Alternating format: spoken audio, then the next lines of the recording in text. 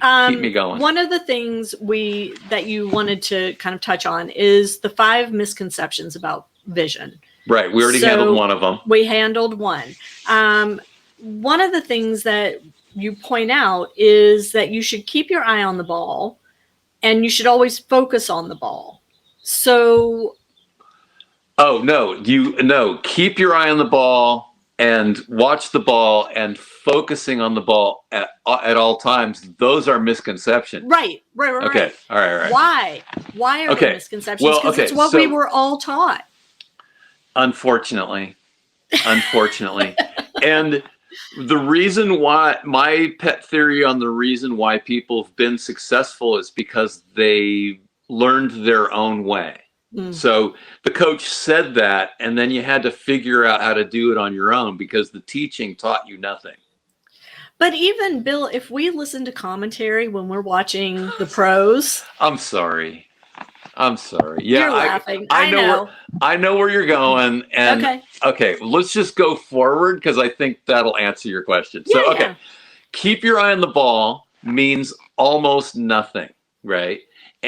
But what it leads to is too much pinpoint vision, and then you get saccadic motion of the eye, and then that's where that's where the eyes shake when they move sideways. Okay. So people try so hard to keep their eye on the ball that their eyes shake, and this is where you have that experience where, you're at the net, you're volleying, it's quick action, you're keeping your eye on the ball, and then you lose sight of it and you hit the volley in the net and you think that something's wrong with you. What's wrong with me? I was keeping my eye on the ball.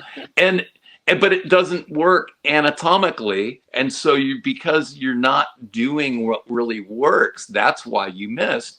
And then you use it as an opportunity to beat yourself up, as I used to, right? So once you start to realize that instead of keep your eye on the ball, what you should do is trust your brain's ability to reconcile that blurring object into your strings.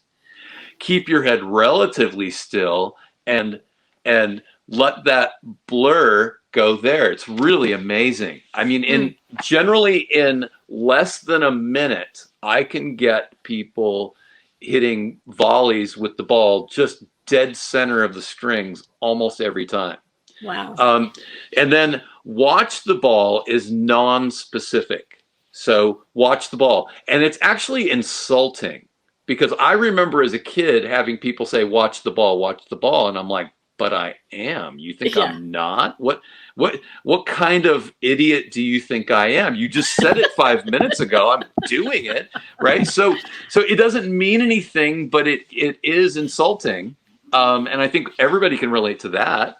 But here's the thing: what do you want to do instead? Give it a where and when, because if you have a where and when to what you're describing, then it works because your brain processes where and when like that. Give us an example of what you mean. See the ball coming out of the opponent's racket. That is a where and a when because it's when they hit it and it's at the contact point. Yeah.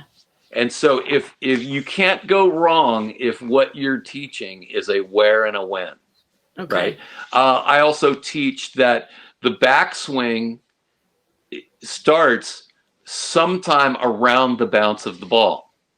So if the ball's coming faster, you might start your backswing before it's bounced.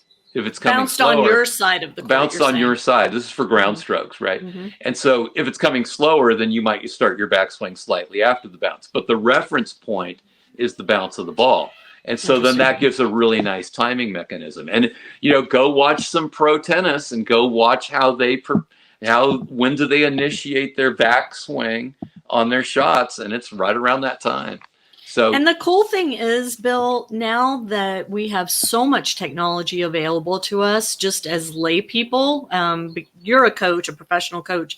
I'm a lay person, but I can go online and watch slow motion video of pretty much any player I want at any tournament on any surface, and I can look for these exact things that you're referencing. I can look for when they start their backswing. I can look for where their eyes are focused, on a particular stroke or point.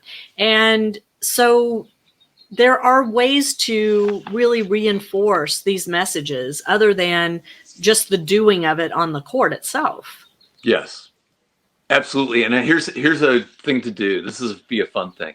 Look at the difference between the way Serena sees the ball and the way Federer does, because I believe Serena is pure dextral and Federer is cross dextral.